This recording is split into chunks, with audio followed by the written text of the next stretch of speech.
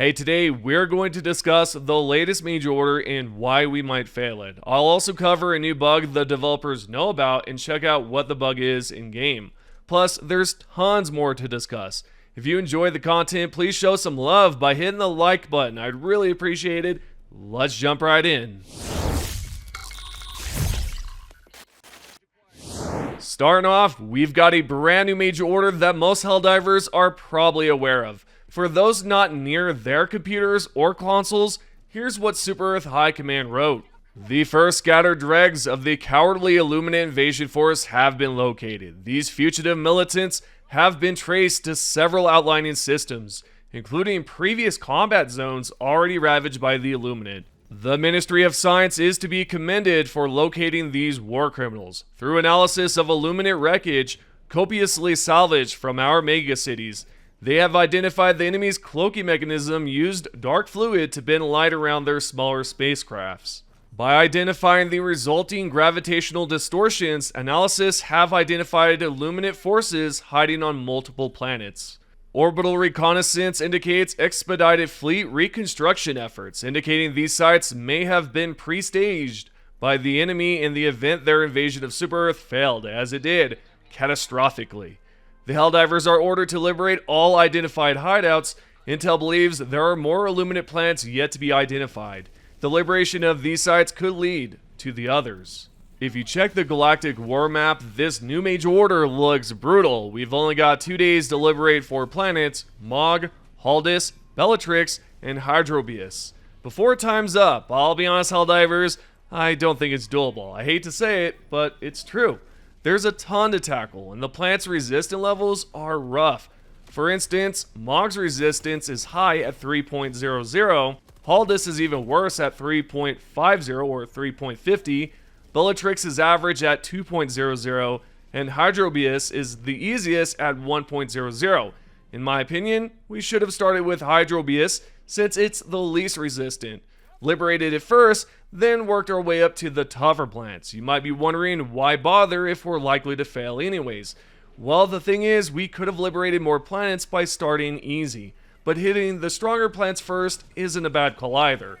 Either way, even if we only liberate one planet, it'll help us identify more hideouts. We might even uncover something cool in the process. I'm betting there will be a silver lining to this loss. Let me know what you think about this major order and my game plan in the comments. Moving along, the support team and developers have confirmed a bug with the SR-64 Cinderblock armor that some of you might not have noticed. Let's check out Arrowhead's support site where they updated their known issue list yesterday, June 6, 2025. But here's the thing, nothing new was added to the main list, so what changed? At the bottom, they noted a bug with the Cinderblock armor stating, "Right gauntlet of SR-64 Cinderblock armor is misaligned." Now that's interesting, right? I'd like to show you what they mean for a clearer picture. In a side-by-side comparison, you could see the armor's right side gauntlet is wrapped around awkwardly instead of facing forward like it should on the left side. That said, this isn't a huge deal, just keeping you in the loop. Speaking of bugs, they're also aware of an issue with the 10x zoom on scope, specifically for the Diligence counter sniper. We've got a post from Arctic Wraith on the Glitch Unlimited subreddit stating, "I have come to check there's an update on this issue yet with the release of customization update. I have also come to check to make sure that known issue higher zoom functions do not zoom the camera through the scope on the last 5 scythe is also occurring with the 10x zoom scope of the Diligence counter sniper." In response, the support team confirmed they've passed the issue to the developers. A support team member, Kayla, wrote, "Thank you for reporting this. We've seen some other reports from other players and we have passed this up to QA and developers and are looking into it." So expect that bug to be patched eventually. We know the Scythe zoom in bug is also on the list and it's been there for quite a while. Hopefully the developers will get around to resolving it as soon as they can. Next, did you know that using a stim while holding a grenade causes it to unequip, leaving you empty-handed with no weapon or grenade? It's not game-breaking and honestly kinda cool, but it can be annoying, especially when you're trying to take down a flesh mob or any enemy. You'll need to re-equip the grenades to use it again. This bug seems to have popped up with the latest major patch. I'm not sure if Arrowhead's aware of it yet. For now, I suggest avoid using stims while holding a grenade, or at least be mindful with one in your hand. Big shout out to Upbeat Campaign 1372, aka Gas Racing, for sharing this on the Glitch Unlimited subreddit. Thank you, man. Let's switch topics and go over the community manager's response about the free cape coming to Helldivers 2. There's been a lot of discussion in the community. Some Helldivers want the cape exclusive to those who fought in the Battle of Super Earth, while others don't care and want everyone to get it to avoid FOMO, aka fear of missing out. The conversation kicked off when Thick made a solid point. If there are multiple planets to deploy to, players will naturally spread out, regardless of the major order or what's happening at the moment, right? Baskinator replied to his post by stating, "Yeah, this is the horse to water dilemma. Withholding rewards based on participation does smack of the dreaded FOMO a bit. Everyone's take here are valid, but I'm not sure if we would embrace that model. Not my call to make." That's the thing, a lot of players were upset back when the Killzone collab dropped because of FOMO, and of course, pricing was another issue, and the same went for pre-order bonuses and armors like the TR-40 Golden Eagle in the past. Overall, I don't know what to say about this situation. I think everyone's got a solid point. I know some games make certain items exclusive to events, and if you weren't there, you didn't get them. I'd like to hear your opinions on this in the comments, so post your responses below, and let's talk about it. We are also going to discuss another post from Baskinator about the Funk Walk emote, which some believe is a bug, but it turns out it was intentional and placed there as sort of an Easter egg. For instance, we see a post from the community manager with fingers pointing down at a post, which shows the Funk Walk.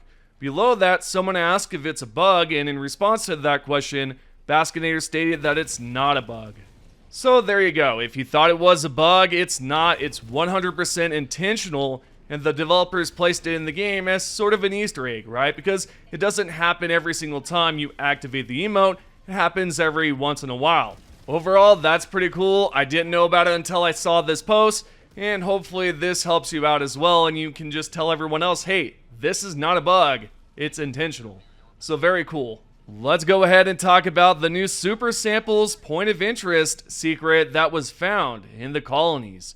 If you check out this post right here by Sad Needleworker 590 that posted this video right here, and if you take a look closely, there's a wrecked pelican, but what's also near it is some super samples. Very interesting. I didn't know about this. This must have been added after the recent patch or hotfix. Maybe the major update added this. Who knows? But if you go inside a colony, you might just come across a wrecked pelican that has some super samples nearby. That is really cool.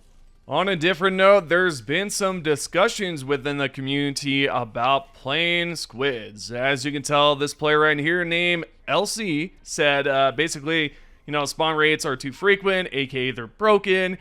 Getting one shot from 250 plus meters away in the blizzards and sandstorms. And not to mention, it's not pointed out in this post, but there's also the problem with the freaking Leviathans, man. They're not hitting those skyscrapers like in Super Earth because there's none, and they can just hit you from any distance. It's insane. They're incredibly powerful. Not too sure if that's a pity complaint on my side, but it is annoying. It's very annoying. It's hard to survive. It happens so often. With that being said, what are your thoughts about the squids returning? Are you upset about it? Are you happy about it? Is it annoying now? Let me know your thoughts about this, because I genuinely want to know, what do you all think about the squids? Is it terrible now, or is it equally fun as, when you fought them on Super Earth? Let me know. Now, before I wrap up the video, over on the Glitch Unlimited Discord, we have a post from Yurshenko that posted this right here. An image on the left side, which is his redesigned title, and then on the right is the title we're getting. And I absolutely love the one on the left instead of the one on the right. Not to say the right one's terrible, by any means it's not, but I definitely love the left side. I think it matches everything, especially the design that we get on the new armors. Do you guys like this? Let me know what you think. Do you think the left one's better or the right one? I'm asking a lot of questions and asking for your opinions in today's video, But man, there's just a lot here that I'd love to see or hear your opinions on. Lastly, we've got the top 3 comments. All of them have to do with Tencent, the whole conversation from last time. You all know the whole situation going on there. That appears to be some old information from last year. However, a news article just brought it up recently, and to be fair, not a lot of people knew about it. You could tell from the comments. It's been a whole entire year. Nothing's been going on that's considered terrible for Helldivers 2 or Arrowhead for that matter. So everything's fine, but you can tell there's a few top comments here, some that are not happy about it. Another one that says, I don't trust Tencent. And then we also have the very top comment here that just said, you know, here's a reminder, Tencent deal happened last year and there's no reason to freak out or sound the alarms and whatnot. But if there is, the community will let everyone know about it. And yeah, that's pretty much the truth to it, right? There's nothing bad going on with that situation. Yeah, regardless, I just wanted to point that out with the top 3 comments. And yeah, that's the situation. Hope you have enjoyed the video. If you have, consider tapping the like button, subscribing, turn on notifications, and if you are a lurker, I appreciate you stopping by the channel.